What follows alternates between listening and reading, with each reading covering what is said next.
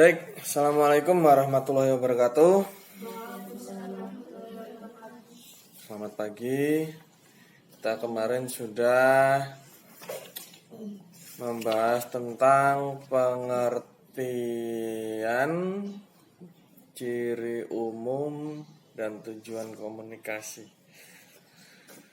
Selain itu, kalian juga sudah mengerjakan tugas tentang menemukan ciri umum teks ulasan yang sudah dibaca. Sekarang kita akan berlanjut ke materi menelaah struktur dan kebahasaan teks ulasan. Kemarin teks ulasan itu apa?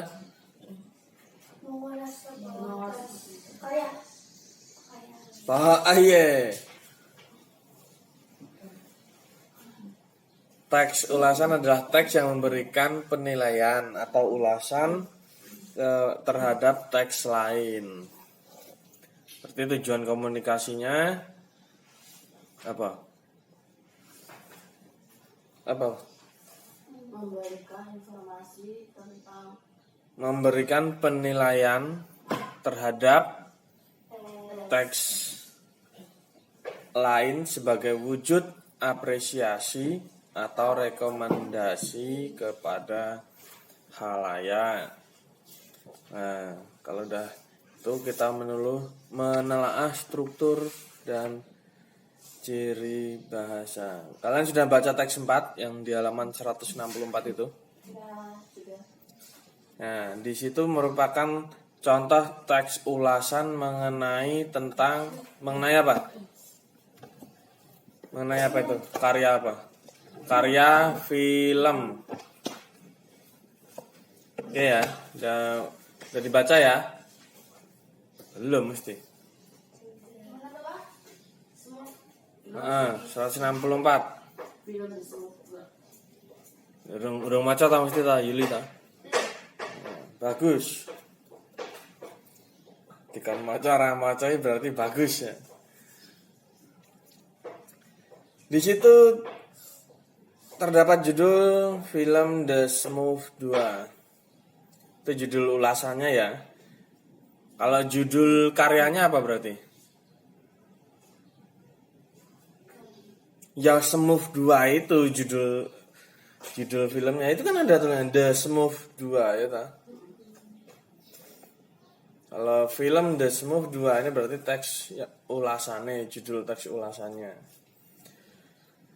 Terdapat identitas yang berupa sutradara Raja siapa kuwi? Gosnell. Ya, Raja Gosnell. Produsernya Jordan Karner. Penulisnya J. David Steam, David N. Weiss, Jay Sherridge, David Ron, Kerry Kirkpatrick. Pemain Neil Patrick Harris, Christina Ricci, Han Azaria, Katy Perry, Alan Cumming, Jaima Mais, Brendan Gleeson, J.B. Smough, John Olivier, Alex Martin. Genrenya apa? Animasi, petualangan, komedi. Genre itu apa tuh? Genre itu jenisnya ya. Tanggal rilis 2 Agustus 2013. Durasinya 104 menit, berarti lama ini. Berapa itu? 1,5 jam lebih. Studio Columbia Picture. Nah, terus ada tentang sinopsisnya. The Smooth sampai Gargamel. Setelah itu sinopsis dan penilaian ya.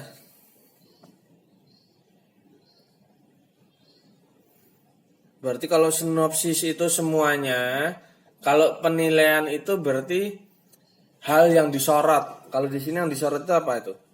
Tentang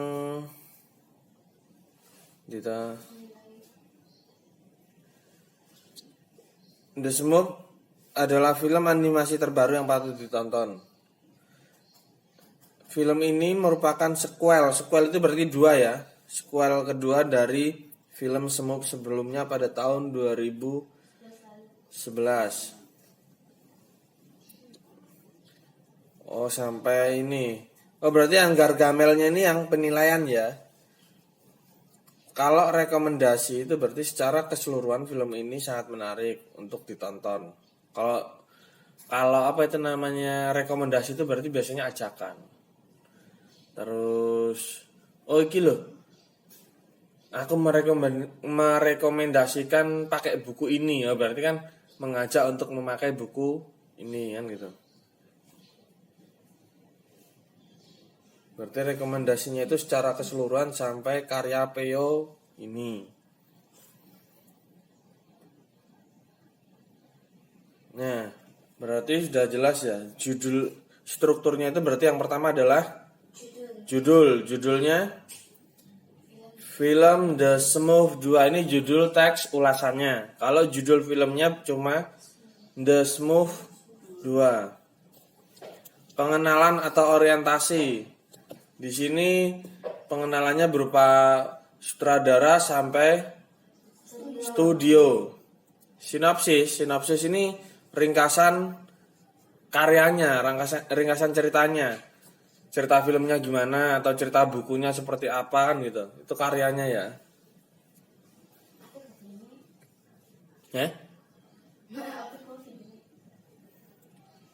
Itu sinopsisnya itu. Kalau penilaiannya ini berarti berisi opini atau tanggapan pribadi penulis terhadap hal yang diulas. Dalam hal ini adalah film Smurf 2. Opininya yaitu The Smurf 2 inilah film animasi terbaru yang patut ditonton. Ini merupakan sequel dari film Smurf sebelumnya pada tahun 2011 lalu. Bagi yang belum nonton film pertamanya, Anda masih bisa menikmati The Smurf 2 karena ada sedikit cerita yang menjelaskan latar belakang Smurf dan Gargamel. Nah, kalau rekomendasi ini berisi ajakan, imbauan penulis kepada pembaca. Kalau dalam teks itu yang merupakan paragraf terakhir. Secara keseluruhan, film The Smurf 2 sangatlah menarik untuk ditonton karena sangat menghibur dan mengandung banyak nilai positif tentang cinta secara universal, terutama bagi anak-anak. The Smurf 2 tidak hanya bisa dinikmati oleh anak-anak saja, tetapi seluruh anggota keluarga juga bisa menyaksikan film yang diadaptasi dari komik karya Peo ini. Nah, itu kan berarti ajakan. Paham ya? Sampai di sini struktur isi sudah kita pelajari. Yang pertama apa? Judul. Yang kedua, orientasi. Yang ketiga, sinopsis. Keempat, penilaian. Kelima, rekomendasi. Kalau disingkat, JOS PR. Judul, orientasi, sinopsis. Opile dulu. Nah.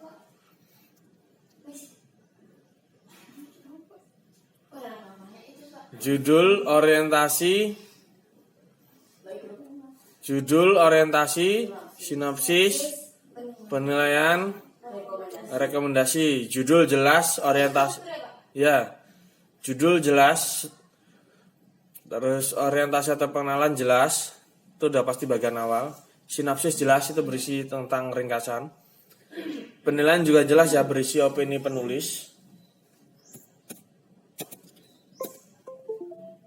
Terus yang kelima, rekomendasi itu berupa ajakan. Sampai di sini ada yang mau ditanyakan? Enggak ada yang ditanyakan? Bener? Yakin? Semisal kalian Bapak suruh buat judul, kira-kira kalian akan buat judul apa?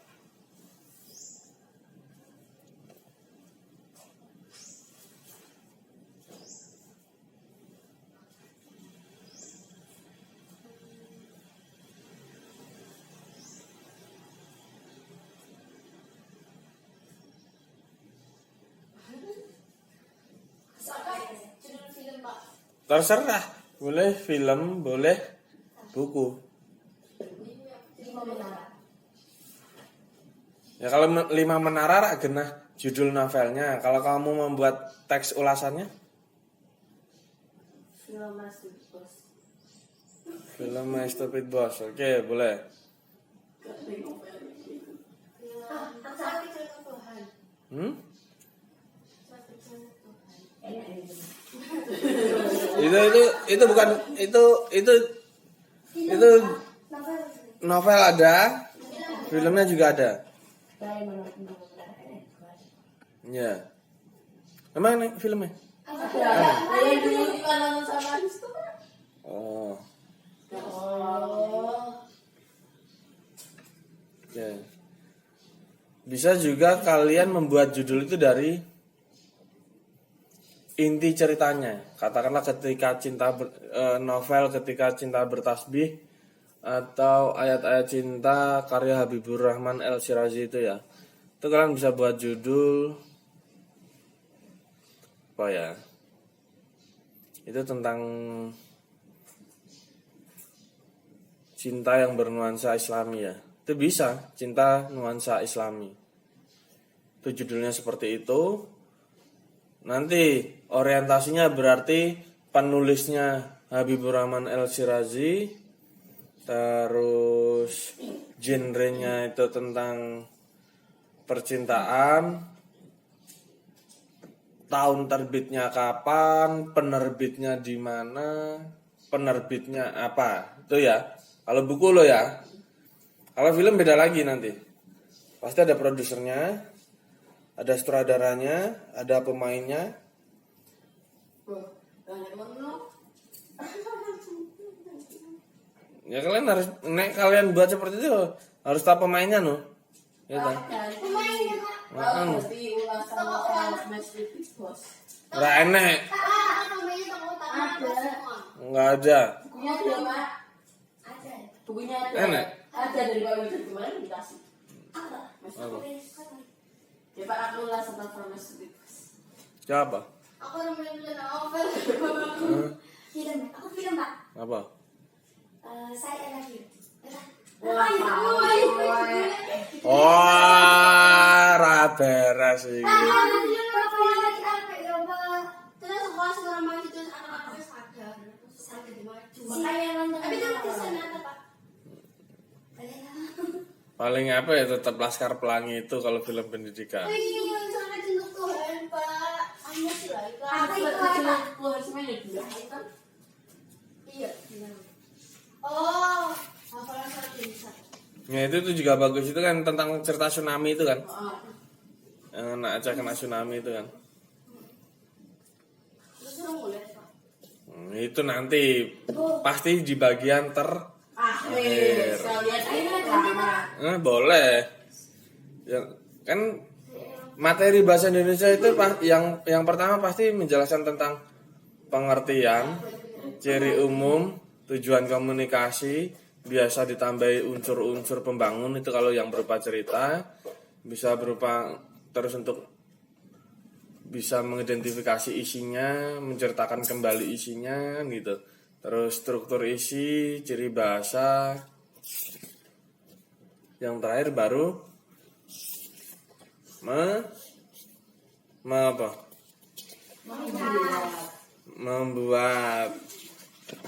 membuat bisa, menyusun bisa, menyajikan dengan lisan pun juga boleh. Tapi kasihan bengko sing ngomong kok ndak nangis.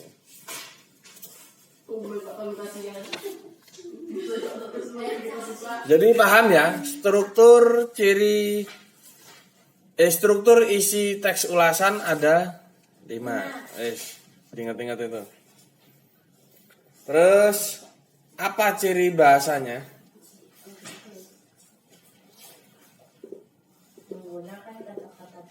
Menggunakan kata sifat, kata kerja. Itu udah pasti ada ya. Indah. Terus apa lagi Pak? Yang pertama itu menggunakan kata deskriptif. Deskriptif itu apa toh? Deskripsi. Yang bersifat menggambarkan. Yang berakhiran if itu pasti biasanya bersifat. menggunakan kata yang bersifat menggambarkan, deskriptif. Di sini contohnya film animasi terbaru. The Smurf 2 sangatlah menarik. Nah, itu nanti juga berkaitan dengan sangat menarik, itu bisa masuk ke dalam kata sifat, ya, paham ya? Karena ada sangat. Biasanya kalau yang bisa dikasih sangat itu biasanya kata sifat. Kata kerja itu udah pasti ada kalau di dalam. Ya toh? Kata benda juga pasti ada di dalam. Penyihir itu apa? Benda, sifat, kerja. Benda ya. Karena orangnya ya, kalau berawalan pe itu biasanya artinya itu orangnya. Penyihir, pemalas. Kalau peternakan itu berarti suatu benda. Kalau peternak itu berarti orangnya. Kalau peternakan itu tempat untuk menernaknya.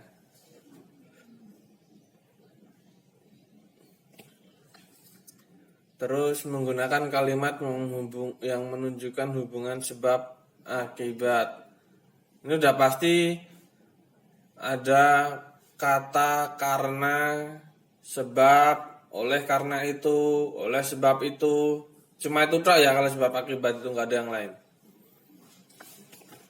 Sebetulnya kalau konjungsi ini dia luas loh ini. Di sini nggak hanya sebab akibat loh. Coba kita belajar itu nggak harus berpatokan pada satu buku ya. Kalau kalian kreatif, kalian pasti akan membaca buku itu, mengulang lagi isinya. Masa sih kok konjungsinya cuma sebab akibat? Masa yang lain nggak ada? Kita cari.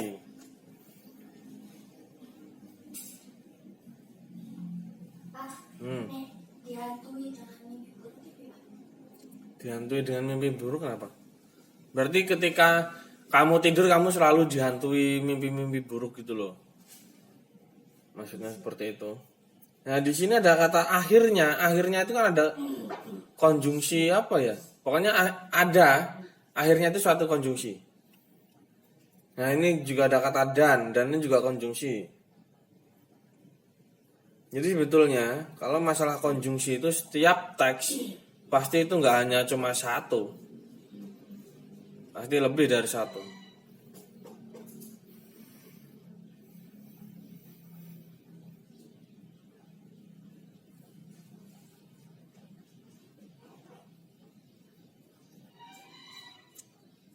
Di sini juga terdapat konjungsi korelatif.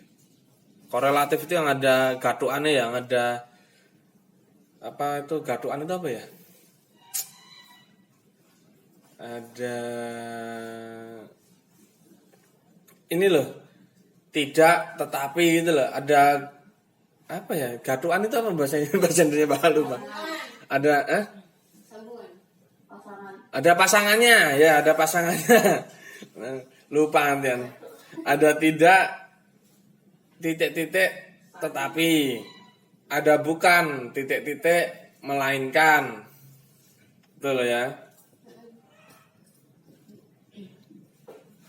Baik maupun. Nah, itu namanya korelatif. Ada pasangannya. Paham ya? Cuma itu tok ciri bahasanya yang ada di buku ini. Terdapat kata deskriptif. Kata deskriptif adalah kata yang bersifat menggambarkan. Yang kedua, menggunakan konjungsi sebab akibat. Tapi ini tidak hanya sebab akibat. Selama masih ada di dalam teks itu, kalian bisa menuliskannya. Oke? Ada konjungsi aditif. Aditif itu penambahan. Contohnya dan itu tadi. Akhirnya konjungsi sekuensial, urutan waktu. Sekarang, lalu, kemudian, akhirnya, setelah itu. Terus yang ketiga itu menggunakan kata sifat. Ingat, kata sifat itu bisa, yang intinya itu bisa, kalau untuk memudahkan kalian saat ini ya, itu hanya ditambahin kata sangat itu udah bisa jadi kata sifat. Tapi itu nggak semuanya ya. Itu nanti kalau kalian mendalami bahasa Indonesia, itu nanti ketika kalian kuliah nggak hanya itu aja. Nyatanya itu terbaik itu juga sifat. Kata dasarnya apa? Baik. Baik sifat, terbaik juga sifat. Tapi beda halnya dengan contoh kata kerja makan. Dapat imbuhan itu nggak hanya di depan ya. Berarti akhiran, dapat akhiran an, makanan itu menjadi suatu kata benda kan? Itu namanya bahasa itu seperti itu. Kalau termakan jadinya apa? Makan, kerja, termakan Sifat. Kerjaan apa? ya tetap kerja. Dihantui itu Pak. Dihantui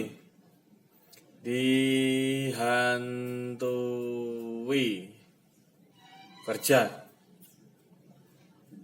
Karena itu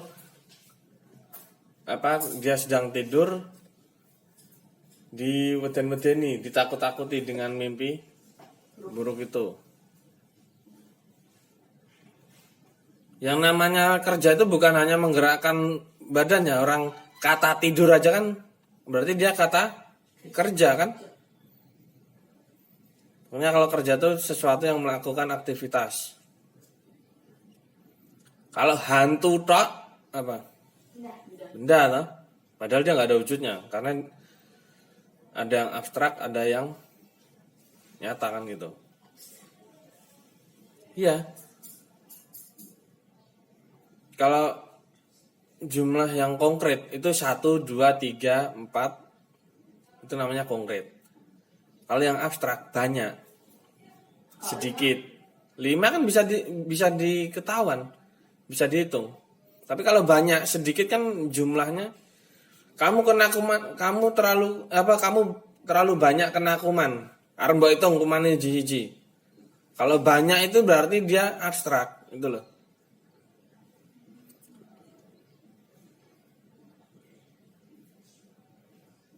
Paham ya? Oke, berarti ciri bahasanya ada 3. Menggunakan kata deskriptif, menggunakan konjungsi sebab akibat, menggunakan kata sifat. Tapi ingat, bisa kalian tambahin sendiri. Sifat itu enggak hanya tidak hanya kata sifat ya di sini ya.